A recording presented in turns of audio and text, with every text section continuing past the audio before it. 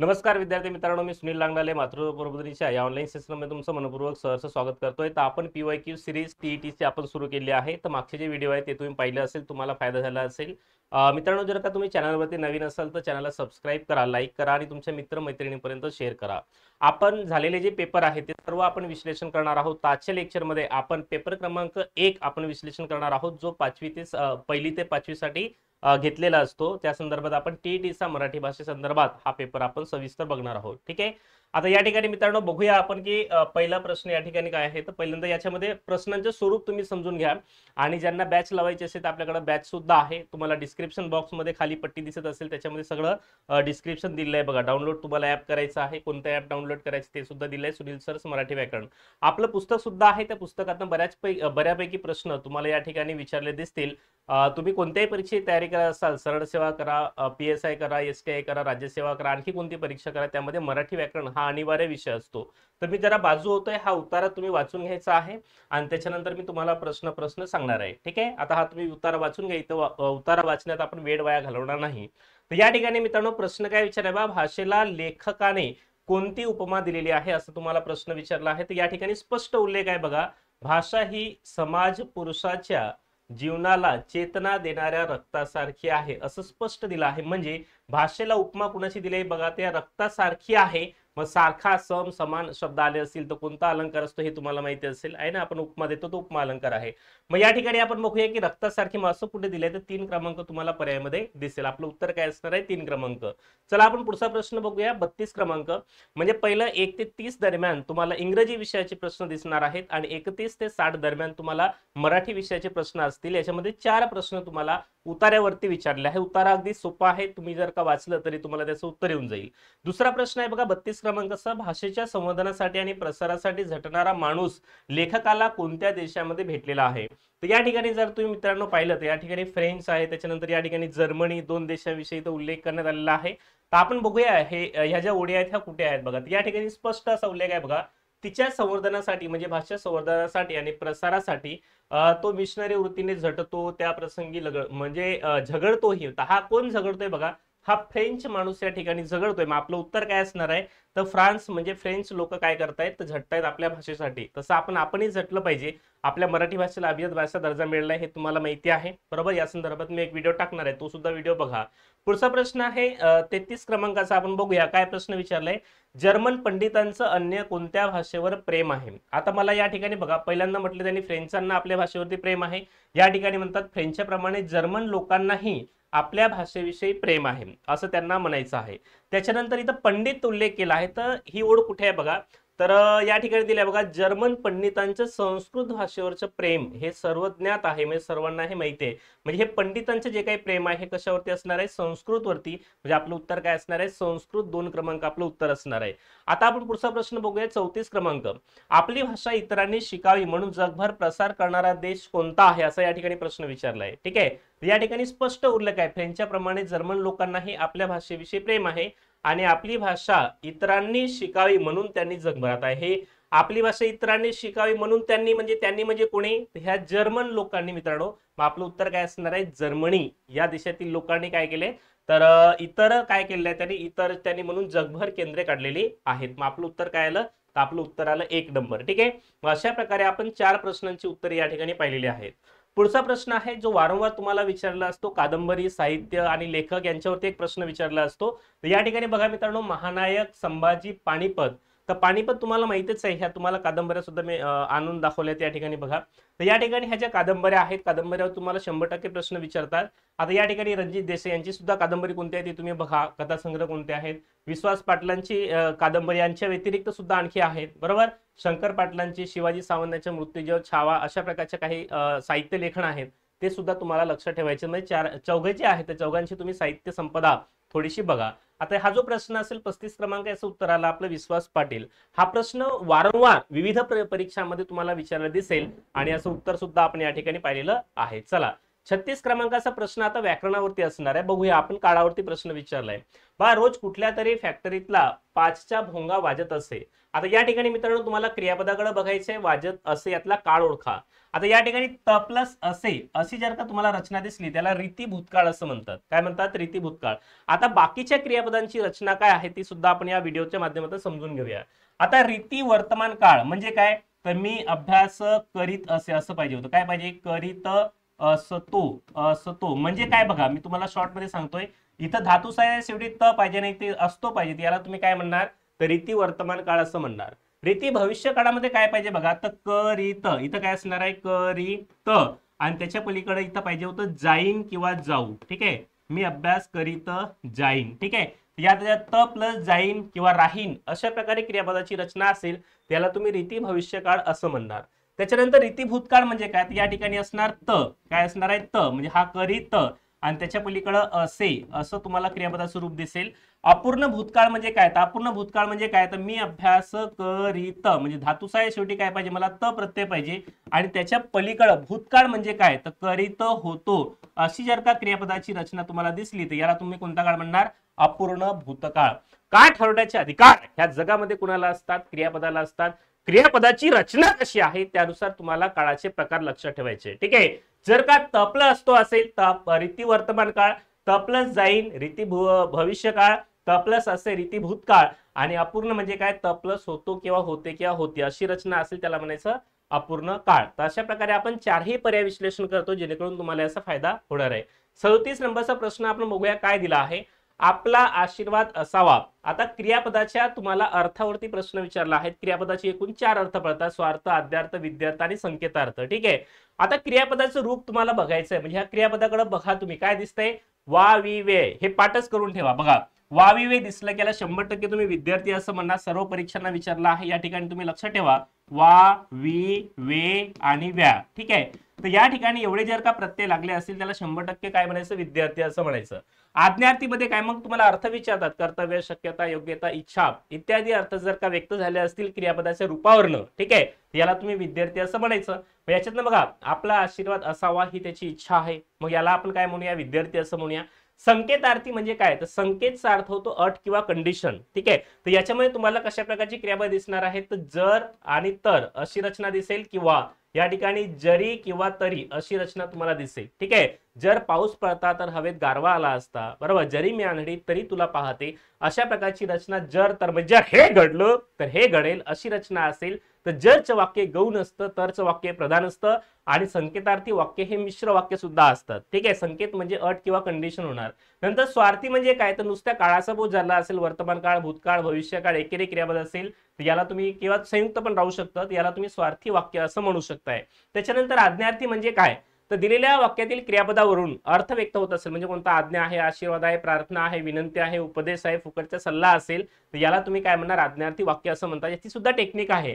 जर का क्रियापदात मूळ धातू असेल, मूळ धातूला आ लागला असेल, मूळ धातूला उ लागला असेल, ओ लागला असेल, ओत लागला असेल तर आज्ञार्थी वाक्य असं म्हणतात. हे सर्व मी लेक्चरमध्ये सांगितलं आहे. आपलं पुस्तक पण आहे, दोन्हीच्या माध्यमातून तुम्ही करू शकताय अभ्यास. ठीक आहे, आता मित्रांनो तुम्ही काय करताय? तुमची एक चूक सांगतो आयुष्यामध्ये.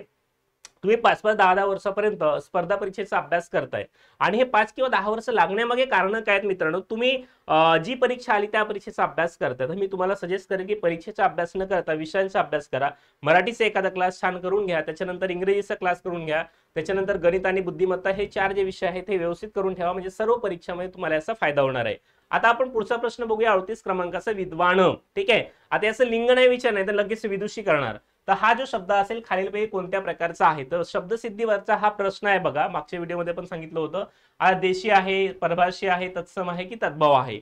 आता देशी म्हणजे काय? तर ही देशी नाही. तर देशी म्हणजे आपल्या महाराष्ट्रीय बोली भाषेमध्ये जे शब्द निर्माण झालेले आहेत ते इतर भाषेतून आले नाही, त्याला देशी असं म्हणतात. परभाषीय म्हणजे काय? उर्दू आहे, त्याच्यानंतर फारसी आहे, जर्मनी आहे, वगैरे वगैरे इतर देशातून जे काही शब्द येणार किंवा आपल्या महाराष्ट्र सोडून कानडी वगैरे तामिळी त्याला परभाषीय असं म्हणतात. तत्सम म्हणजे काय? संस्कृत मधनं जशास तसं मराठीमध्ये एखादा शब्द आला असेल त्याला तत्सम शब्द असं म्हणतात. म्हणजे विद्वान हा शब्द संस्कृत शब्द आहे म्हणून त्याला आपण तत्सम असं म्हणूया. तद्भव म्हणजे काय, तर जेव्हा संस्कृत शब्दापासून परिवर्तन होऊन मराठी शब्दामध्ये रूपांतर होतं तेव्हा त्याला तद्भव शब्द असं म्हणतात. जसं का पर्णपासून पान, जलपासून पाणी अशा प्रकारचे शब्द तयार होतात, त्याला तद्भव शब्द असं म्हणतात. म्हणजे आपण आहेत तसे वापरत नाही, तर आपण मराठीमध्ये परिवर्तन करून वापरतोय. ठीक आहे. आता 39 क्रमांकाचा प्रश्न बघा, वारंवार विचारला आहे. सहली जाताना कात्रजवळ उजाडले. काही नवीन वाक्य नाहीये. यातलं तुम्ही क्रियापद बघा, क्रियापदाचे वाक्यातील तुम्हाला प्रयोग ओळखा असा प्रश्न विचारला आहे. आता वाक्यातला कर्ता कर्म तुम्ही शोधला तर वाक्यात कर्ता नाहीये, वाक्यात कर्म पण नसणार आहे. ठीक आहे. मग उजाडले बघा, आता कर्ता नाही म्हणजे काय, कर्मणी प्रयोग नसणार आहे, कर्तरी प्रयोग नसणार आहे. मग एकतर भावे प्रयोग आहे तो आहे ना, मग भावे प्रयोग पण उत्तर येऊ शकतं किंवा भावप्रयोग कर्तरी पण दोन्ही उत्तरे आहेत. ठीक आहे. पण आता जर का दिलेल्या वाक्यातील क्रियापद उजाडले, संजावले, मडमडते, खवखवते, गळगळते अशा प्रकारे भावकर्तृक क्रियापद असेल तर त्या वाक्याचा प्रयोग नेहमी अकर्तृक किंवा भावकर्तृक भावे प्रयोगच असतो. त्याच्यामुळे या वाक्याचा प्रयोग कोणता असणार, भाव कर्तरी भावे प्रयोग. जर का विद्यार्थी मित्रांनो या ठिकाणी हा पर्याय नसता तर आपण हे उत्तर निवडलं असतं, परंतु या ठिकाणी पर्याय आहे भावकर्तृक किंवा अकर्तृक क्रियापद, त्याच्यामुळे त्याला आपण काय म्हणूया, भावकर्तरी भावे प्रयोग असं म्हणूया. चला पुढचा प्रश्न 40 क्रमांकाचा. वृत्त या घटकावरती तुम्हाला एक प्रश्न विचारला असतो. जर का तुम्ही 30 पैकी 25, 27, 28 मार्क घेतले मराठीमध्ये, तुम्हाला पेपर पास होणं अगदी सोपं होऊन जातं. कारण मराठी हा विषय तुम्हाला कोणत्याही परीक्षेमध्ये, फक्त टीईटी बद्दल बोलत नाही, कोणत्याही परीक्षेमध्ये तुम्हाला दगा देणार नाही, तुम्हाला आउट ऑफ मार्क देणार आहे, हे लक्षात ठेवा. ठीक आहे. आता या ठिकाणी काय विचारलंय, म स ज स त त ग. तर वृत्तांचे खूप प्रकार आहेत आणि त्याच्यामधलं तुम्हाला एखादा वृत्त विचारतात, तर हे गण कोणत्या याचे आहेत वृत्ताचे असं त्याने विचारलं आहे. तर या ठिकाणी बघा, शार्दूल विक्रीडित या वृत्ताचे हे गण आहेत. या ठिकाणी बघा दिले आहेत म स ज स त त ग. ठीक आहे. आता या आपल्या वृत्तांचे मुख्य दोन प्रकार आहेत. जसं का पहिला वृत्त तुम्ही पाहिलं असेल, तर याच्यामध्ये जर का आपण पाहिलं, ठीक आहे, कुठे गेलं हे, ठीक आहे.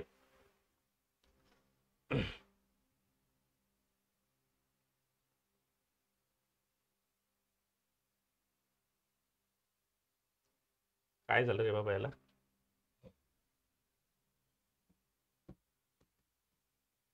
ठीक आहे, मी सांगतो बघा. शार्दूल विक्रीडित आपल्याकडे जे वृत्त आहे, तर वृत्तामध्ये तुम्हाला गण माहिती असणं म्हणजे बंधनकारकच आहे की अक्षरगण वृत्त आहे की मात्रा वृत्त आहे. ठीक आहे. आता अक्षरगण वृत्तामध्ये अक्षरांचं बंधन असतं, मात्रा वृत्तामध्ये मात्रांचं बंधन असतं, हे लक्षात ठेवा. ठीक आहे. बघा मित्रांनो, या ठिकाणी हे जे गण आहे ते शार्दूल विक्रीडितचे आहे. त्याच्यामध्ये काय काय वैशिष्ट्य आहे ते बघून घ्या. हे अक्षरगण वृत्त आहे, याच्यामध्ये अक्षरांची संख्या मर्यादित असते. तर दुसरं वैशिष्ट्य बघा, या चरणामध्ये म्हणजे प्रत्येक चरणामध्ये, चरण म्हणजे ह्या ओळी जे असतात याच्यामध्ये 19 अक्षरे असणार आहे, बरोबर. आणि यतिस्थान म्हणजे तुम्ही जिथं थांबताय त्याला यतिस्थान असं म्हणतात. तर 12व्या अक्षरावरती आपण थांबतोय. मग हे काय प्रकार आहे तर मी तुम्हाला पुढच्या लेक्चरमध्ये सांगणार आहे. वृत्तांबद्दल मी लेक्चर घेणार आहे.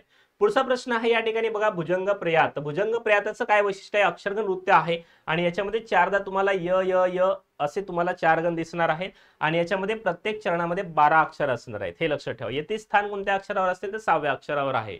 त्याच्यानंतर आता पुढचा प्रश्न म्हणजे त्याच्यामध्ये इंद्रवज्रा हा जो आहे, बरोबर. तर इंद्रवज्रा हा सुद्धा अक्षरगण वृत्त आहे. याच्यामध्ये 11 अक्षरे असतात. हे तुम्हाला सर्व बेसिक पाठ पाहिजे. आता एवढं तर आपण पाठ करू शकत नाही, मोजके काय करा, 10व्या वर्गात 12व्या वर्गात जे जे वृत्त आपल्याला होते तेवढंच तुम्ही जर का पाठ केलं तरी तुम्हाला प्रश्नांची उत्तरं सुटणार आहेत. जे वारंवार विचारतात तेवढं जरी केलं तरी बस आहे, सगळीच तुम्ही पाठ करत बसू नका. ठीक आहे. त त ज ग ग हे गण लक्षात ठेवा, बस झालं. त्याच्यानंतर यतिस्थान म्हणजे थांबण्याचे ठिकाण 5व्या अक्षरावरती आहे. नंतर नववधू बघा, तर नववधू हे जे असणार आहे हे विषम जाती, तर हे मात्रा वृत्त आहे. याच्यामध्ये मात्रांची संख्या आपण मोजतो आणि मात्रांची संख्या जर का समान असेल तर त्याला आपण काय म्हणतो, मात्रागण वृत्त असं म्हणतात. ठीक आहे. तर अशा प्रकारे हे बाकीची जी माहिती असेल हे तुम्ही बघू शकताय. त्याच्यानंतर पुस्तकं पण आहेत, पण या ठिकाणी तुम्ही थांबून वाचून घ्या. पुढचा प्रश्न काय विचारला, पुढील पैकी संधी विग्रहाच्या नियमानुसार गटात न बसणारा शब्द, म्हणजे 3 शब्द जे असणार आहे ते एका नियमात बसणार आणि एखादा पर्याय असेल तो वेगळ्या नियमामध्ये बसणार आहे. आपण बघूया काय नियम आहे. या ठिकाणी बघा, हा जो श दिसणार, या ठिकाणी सुद्धा तुम्हाला काय दिसेल तर हा श आहे. या ठिकाणी सुद्धा काय दिसेल, श. म्हणजे याच्यामध्ये विसर्गापासून तुम्हाला श झालेला दिसेल. म्हणजे विसर्गाची काय बघा, या ठिकाणी विसर्गापासून काय तयार झालं, हे श मध्ये रूपांतर तुम्हाला झाले दिसेल. म्हणजे विसर्ग श संधी आहे. आणि याच्यामध्ये दुह पासून काय तयार झालं तर हा र तयार झाला, म्हणजे विसर्ग र संधी आहे. म्हणजे हा जो नियम असेल तर हा वेगळा नियम आहे. म्हणून आपलं उत्तर काय असणार आहे, 2 नंबरचं उत्तर असेल. पुढचा प्रश्न बघा, नागनाथ कोतापल्ले यांच्या पुढीलपैकी कोणत्या साहित्य कृतीला राज्य शासनाचा पुरस्कार प्राप्त झालेला आहे. तर मित्रांनो, जे लेखक किंवा जे साहित्यिक एकदम प्रसिद्ध आहेत किंवा ज्यांनी कुठेतरी अध्यक्षांश बसविला आहे त्यांना कुठला तरी पुरस्कार मिळाला आहे, अशाच प्रकारच्या साहित्यिकांचं तुम्हाला पुस्तकांची नावे किंवा कादंबरींची नावे किंवा कविता संग्रहांचं नाव तुम्हाला विचारलं जातं. तर आता यांचंच का विचारलं बघा, तर 2012 मध्ये चिपळूणमध्ये जे साहित्य संमेलन झालं होतं, 86व्या साहित्य अखिल भारतीय मराठी साहित्य संमेलनाचे ते अध्यक्ष होते आणि म्हणून त्यांच्या साहित्य संदर्भात हा प्रश्न त्यावेळेला 13ला आलेला होता. जसं का आता साहित्य संमेलन झालं मागचं आहे ना 2023ला, 24ला, 25ला, ते जे साहित्य संमेलन होत असतात यांच्यामधील तुम्ही काय करा, 2-3 मागचे जे साहित्य संमेलन झालेल्या लेखकांची तुम्ही कादंबऱ्या किंवा जी काही पुस्तकं आहेत किंवा त्यांचे पुरस्कार हे तुम्ही आवर्जून लक्ष ठेवा. आता यांचं बघा, मूळचं राजधानी, त्याच्यानंतर गांधारीचे डोळे आणि ज्योती पर्वत सर्व साहित्य संपदा यांचीच आहे, परंतु मूळ हा कविता संग्रह आहे. बघा तुम्हाला दाखवतोय हा कविता संग्रह इथे कुठे आहे, हा मूळच बघा, तर मूळच हा कविता संग्रह आहे आणि याला पुरस्कार मिळाला आहे कुणाचा, महाराष्ट्र शासनाचा. त्याच्यानंतर राजधानी काय बघा, तर राजधानी कादंबरी कथासंग्रहामध्ये तुम्हाला दिसेल कादंबरी आहे. त्याच्यानंतर ज्योतिपर्व काय आहे, तर हे ज्योतिपर्व तुम्हाला समीक्षात्मक वैचारिक लेख दिसेल. तर अशा प्रकारे गांधारीचे डोळे हे सगळे साहित्य त्यांचेच आहेत. तर अशा प्रकारे आपण काय करूया, चारही पर्यायाचे विश्लेषण करून बघा, म्हणजे तुम्हाला पुढच्या परीक्षेसाठी तुमची तयारी होऊन जाईल. ठीक आहे. तर अशा प्रकारे आता पुढचा आपण प्रश्न बघूया. अशुद्ध शब्द तुम्हाला ओळखायचे मित्रांनो. अशुद्ध शब्द, शुद्ध अशुद्ध याच्याबद्दल मी एक व्हिडिओ टाकलेला आहे आपल्या चॅनलवरती, तुम्हाला दिसून जाईल शुद्ध शब्दांचा. तो एक व्हिडिओ करा, म्हणजे तुम्हाला जवळजवळ 1 ते 2 प्रश्न तुमचे सहज सुटतील. ठीक आहे. आता बघा, नाविन्य, प्रतीक्षागृह, परीक्षा आणि आध्यात्मिक अशा प्रकारे दिलेलं आहे. याचं हे सर्व घेतलेले आहेत मी आणि असं विश्लेषण पण ते दिलेलं आहे. तर मित्रांनो, पर्यादिक इच्छा, परीक्षा हा शब्द असा असतो, बरोबर आहे. अध्यात्मापासून आध्यात्मिक तयार झाले, इक प्रत्यय लागलेला आहे, याच्याबद्दल व्हिडिओ तुम्ही बघून घ्या सविस्तर माहिती. हाही शब्द बरोबर आहे. प्रतीक्षागृह हाही शब्द बरोबर आहे, कारण प्रतीक्षा आणि गृह 2 शब्द एकत्र आहेत, त्याच्यामुळे हा शब्द बरोबर आहे. पण नुसतं जर का तुम्हाला प्रतीक्षा विचारलं असतं, तुमचं उत्तर हे असं आलं असतं, प्रतीक्षा, हे लक्षात ठेवा. मग इथं संधी आहे प्रत्यधिक इच्छा, बरोबर, पण प्रतीक्षागृह दिला आहे त्याच्यामुळे पहिली वेलांटी या ठिकाणी चालणार आहे. ठीक आहे. मग आता हा सुद्धा शब्द बरोबर आहे, म्हणजे काय, तर या ठिकाणी आपलं उत्तर चुकीचं आलं. 1 नंबर का बघा, तर आपल्याकडे नवीन नावाचा शब्द होता. कोणता शब्द, नवीन, याला य प्रत्यय लावण्यात आला आणि याच्यापासून नाविन्य शब्द तयार झाला. कोणता, नाविन्य. तिथे वेलांटी मित्रांनो मात्र दुसरी वेलांटी आपल्याला हवी होती, या ठिकाणी पहिली वेलांटी दिली आहे. वारंवार विचारला PYQ मधला प्रश्न आहे. ठीक आहे. उत्तर आलं आपले 1 क्रमांक. पुढचं बघा, जयंताणे मध्येच विचारले कोण होते, या वाक्यामध्ये किती विरामचिन्हे आलेली आहेत. तर आपण विरामचिन्ह मोजून घेऊया. पहिलं विरामचिन्ह बघा, इथं स्वल्पविराम दिला आहे, 1 क्रमांक. स्वल्पविराम तुम्हाला दिसेल, स्वल्पविराम. त्याच्यानंतर इथे एकेरी अवतरण चिन्ह दिलं आहे, म्हणजे 2 नंबर आपण बघूया, अवतरण चिन्ह आपल्याला या ठिकाणी दिसतंय. ठीक आहे. आणि तिसरं या ठिकाणी क्वेश्चन मार्क आहे, म्हणजे 3 क्रमांक आपल्याला काय दिसणार आहे या ठिकाणी, तर प्रश्न चिन्ह दिसणार आहे. काय दिसणार आहे, प्रश्न चिन्ह. या ठिकाणी 3च चिन्ह तुम्हाला दिसतात. आता काही कार्यकर्त्यांना वाटेल की सर हा एक चिन्ह आहे, तर याला तुम्हाला मोजायचं नाहीये, कारण तुमचा हा जो प्रश्न असेल तर हा प्रश्न फक्त या वाक्याबद्दल तुम्हाला विचारलेला आहे, लक्षात ठेवा. ठीक आहे. मग या दिलेल्या वाक्यामध्ये किती विरामचिन्ह आलेले आहे, ते दिलेल्या वाक्यामध्ये फक्त आपल्याकडे 3 विरामचिन्ह आलेली आहेत, हे तुम्ही लक्षात ठेवायचे. चला पुढचा आपण प्रश्न बघूया 45 क्रमांकाचा. पुढील शब्दांच्या समानार्थी नसलेला शब्द तुम्हाला विचारलाय. ठीक आहे. आता शब्द दिला आहे तुम्हाला अश्व. अश्व म्हणजे काय होतं मित्रांनो, तो घोडा. अश्व म्हणजे काय होतोय, घोडा. आता घोडा या शब्दासाठी कोणते समानार्थी शब्द आहेत आपण ते बघूया. वारू म्हणजे घोडा होतोय, हय म्हणजे घोडा होतोय, तुरंग किंवा तुरग म्हणजे सुद्धा घोडा होतोय. आणि शाखामृग म्हणजे कोणतं, शाखामृग कुणाला म्हणतात, तर माकडाला म्हणतात. कुणाला म्हणतात, माकडाला. म्हणजे आपला गटाबाह्य शब्द कोणता असणार आहे, 4 नंबर उत्तर असेल. चला पुढचा आपण प्रश्न बघूया. आता तुम्हाला एक कविता दिलेली असते, साधी सोपी कविता असते.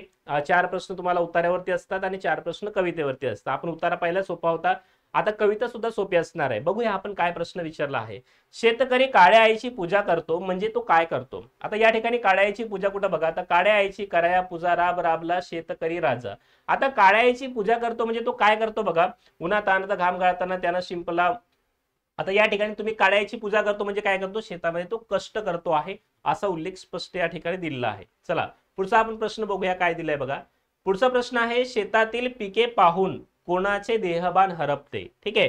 तर या ठिकाणी बघा मित्रांनो, बघून पाचूचं रान आमचं हरपलं देहभान, म्हणजे शेतकरी शेतामध्ये जातो आणि शेतात गेल्याच्या नंतर त्याला जेव्हा हिरवगार, पाचू म्हणजे काय असतं, पाचू हे एक रत्न आहे आणि ते हिरवगार जे रत्न असेल, ज्याला तुम्ही काय म्हणता, तुम्ही त्याला पन्ना असं म्हणताय, तर तो रत्न आहे आणि त्यासारखं एकदम हिरवगार रान दिसत आहे. याचा अर्थ काय झालं बघा, आमचं देहभान म्हणजे काय, तर निसर्गाचं, शेतकऱ्याचं देहभान इथं हरपणार आहे. निसर्गाचं, पावसाचं, वाऱ्याचं असं त्याने विराकारण दिलं आहे. तर शेतकरी एकदम प्रसन्न होऊन जातो आणि शेतामध्ये गेल्यानंतर हिरवगार शेत बघून प्रफुल्लित होतं. तुम्हाला पण असं होत असेल शेतात गेल्यानंतर, म्हणून आपलं उत्तर आलं 3 क्रमांक. पुढचा प्रश्न विचारला त्यांनी, कवितेमध्ये मोत्यांचा मळा या शब्दाचा समर्पक अर्थ काय आहे? तर मोत्यांचा मळा म्हणजे काय? तर मोत्यांच्या मळा म्हणजे शेतीतील पीक. आता मोती कसे असतात बघा, आता मोती हे पांढरे असतात, म्हणजे ते 100% त्यांनी कोणती शेती केली असेल, तर ते कापसाची शेती केली असेल, पराठी बिराठी लावली असेल. तर या ठिकाणी बघा, मोत्यांचा मळा मातीत पिकला. आता मातीत पिकला म्हणजे काय पिकला? तर शेतीत मध्ये पीक पिकलेलं आहे असा स्पष्ट अर्थ तुम्हाला या ठिकाणी दिसेल. पाखरे, झरा, बिरा, संपत्ती असा उल्लेख या ठिकाणी नाही. पुढचा बघा, कवितेमध्ये कोणत्या अनमोल हरित रत्न, या ठिकाणी प्रश्न काय विचारलाय? हरित रंगदर्शक. ठीक आहे. तर या ठिकाणी पाचू बघा, पाचू म्हणजे काय असते? या ठिकाणी पन्ना असतो, हा रत्न असा ग्रीन कलरचा असतो, याला म्हणतात पाचू. याला काय म्हणतात? पाचू असं म्हणतात, हे लक्षात ठेवा. ठीक आहे. आणि त्याच्यानंतर तुम्ही जर का पाहिलं तर या ठिकाणी तुम्हाला हा रत्न दिसेल, त्याला मोती असं म्हणतात, आणि सोनं तुम्हाला माहिती आहे, आणि त्याच्यानंतर माणिक असं माहिती आहे. मग याचा अर्थ काय झाला बघा, आता आपल्याला या ठिकाणी कवितेमध्ये तुम्हाला पाचू विचारला आहे. पाचू म्हणजे काय? तर तुम्हाला दाखवतो बघा, पाचू म्हणजे काय असणार आहे. तर पाचू म्हणजे या ठिकाणी दिलं बा, पाचूचं रान म्हणजे कुणाचं आहे? तर या ठिकाणी मोत्याचं पाचू म्हणजे काय झालं, तर हा पन्ना नावाचा रत्न असेल, त्याचा या ठिकाणी उल्लेख हिरवा. ठीक आहे. आणि बाकी जर का तुम्ही पाहिलं तर बाकी या ठिकाणी बघा, हा जो असेल तर माणिक मोती आहे, तर माणिक असं असतं, मोती कसं असतं, मोती पांढरं असतं. ठीक आहे. तर अशा प्रकारे या ठिकाणी तुम्हाला चारही प्रश्नांची उत्तर आलेली असतील. चला पुढचा आपण बघूया, जहाल या शब्दाचा विरोधार्थी शब्द तुम्हाला ओळखा, असा प्रश्न विचारला आहे. तर मित्रांनो, जहाल म्हणजे एकदम उग्रवादी, आणि त्याचा विरोधार्थी शब्द येणार आहे मवाळ. मवाळ म्हणजे एकदम सौम्य कार्यकर्ता, शांत कार्यकर्ता. मग आपलं उत्तर काय असणार आहे? तर मवाळ येणार आहे. सोपं आहे, याच्याबद्दल विश्लेषण काही जास्त नाहीये.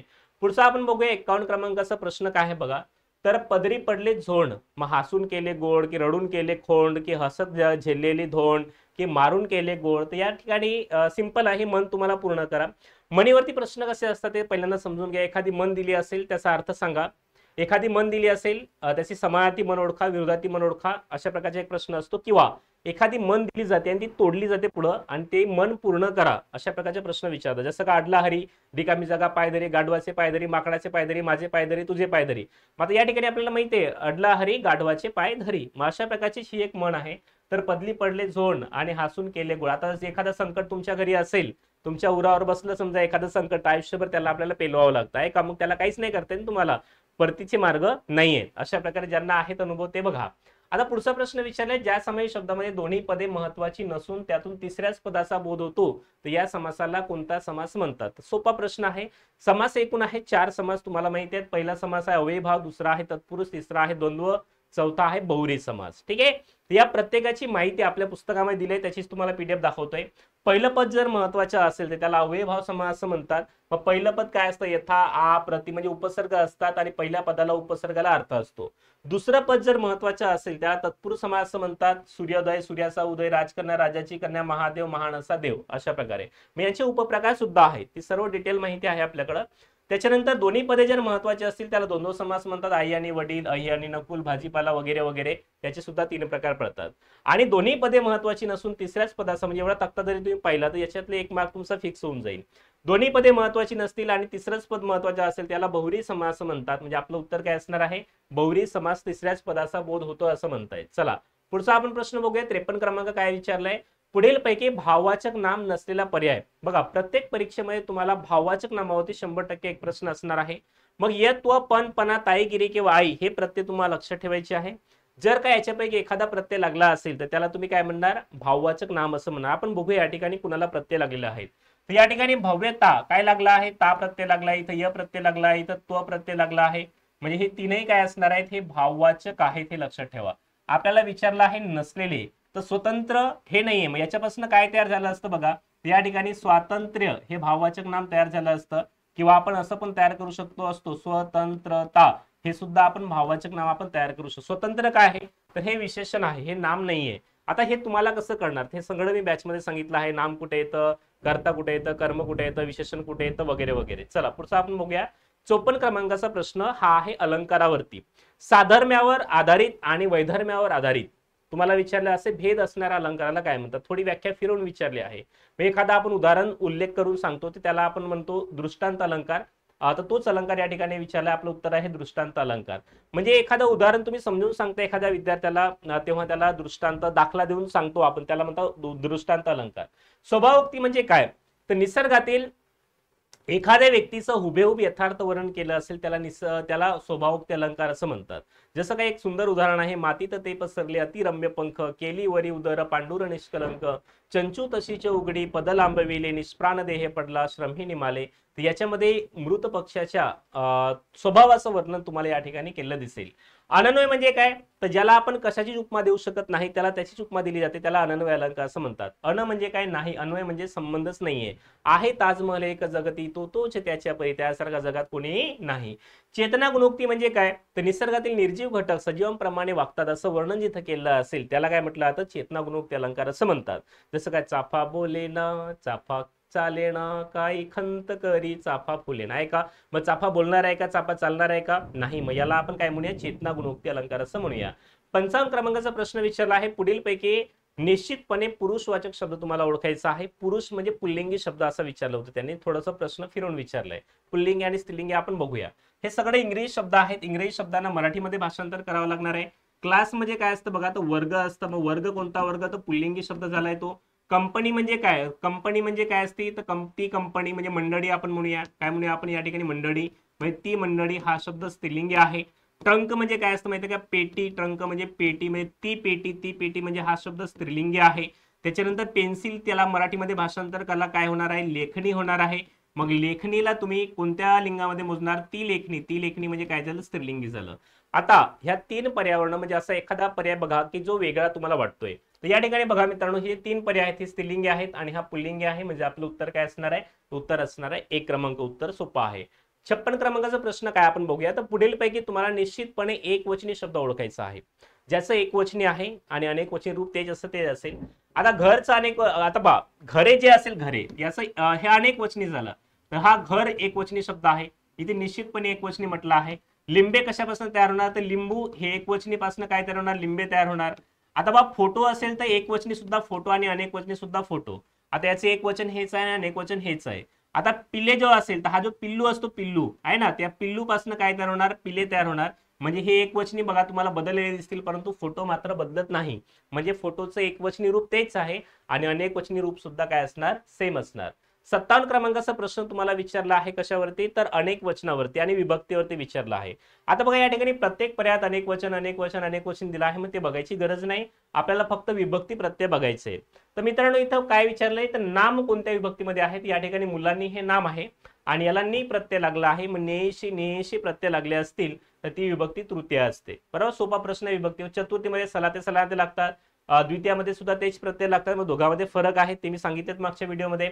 षष्टी विभक्तीमध्ये चाचीची किंवा चेचाची प्रत्यय लागतात. पुढचा प्रश्न आहे 58 क्रमांकाचा, नोकरीसाठी केलेला अर्ज म्हणजे अर्जाचा हा कोणता प्रकार असणार आहे. म्हणजे तुम्ही पत्र लेखन करणार तर पत्र लेखनाच्या कोणत्या प्रकारामध्ये येणार ते आपण बघूया. तुम्ही जेव्हा नोकरीसाठी अर्ज करणार तेव्हा तुम्ही तक्रार तर करणार नाहीच आहात, मागणी पण तुमची नसणार आहे आणि कौटुंबिक पत्र तुम्ही आई बाबाला काही पत्र लिहिणार नाहीये. म्हणजे हा व्यावसायिक पत्र या प्रकारामध्ये जाईल. ठीक आहे. त्याच्यानंतर 59 नंबरचा प्रश्न काय आहे आपण बघूया. तर साधा प्रश्न विचारले वर्णमालेवरती, वर्णमालेचे प्रकार तुम्हाला विचारले आहेत. वर्णांचा प्रकार कोणता आहे ते बघा. तर या ठिकाणी कठोर वर्ण विचारला आहे. तर मित्रांनो आपल्याकडं व्यंजने आहे, ते व्यंजनामधला कठोर मृदू असे जे प्रकार पडतात त्या ठिकाणी पहिल्या 25 व्यंजनांचा आपल्या पुस्तकातलाच हा चार्ट आहे. तर याच्यामध्ये 25 व्यंजनांचा आपण या ठिकाणी वर्गीकरण केलं आहे 3 प्रकारे, कठोर, मृदू आणि अनुनासिक. ठीक आहे. तुम्हाला याचे तक्त्यात दिसून जाईल बघा, पहिले 2 जे असतात क ख वगैरे हे कठोर मध्ये येतात, म्हणजे च आपला हा पर्याय असेल. ठीक आहे. बाकीचं बघा ग ड आणि द, तर ग ड आणि द हे कशामध्ये येतात, मृदूमध्ये येतात. आता भविष्यामध्ये प्रश्न हा अनुनासिकावरती सुद्धा विचारला जाऊ शकतो. शेवटचा प्रश्न आहे 60 क्रमांकाचा, काय विचारलाय बघा. तर या ठिकाणी तुम्हाला दिलंय पुढील वाक्यात किती नामामध्ये सामान्य रूप झालेला आहे असा प्रश्न विचारला आहे. सामान्य रूप म्हणजे काय, तुम्हाला मागच्या व्हिडिओमध्ये पण सांगितलं. तर सामान्य रूप मध्ये एखादं नाम असतं किंवा एखादं सर्वनाम असतं, त्याला तुम्ही वाक्यात वापरताय. वाक्यात वापरताना त्याला आपण शब्दोव्यय किंवा विभक्ती प्रत्यय लावतो आणि तेव्हा त्या नामाच्या रूपात सारखा सारखा बदल होतोय, त्याला सामान्य रूप असं म्हणतात.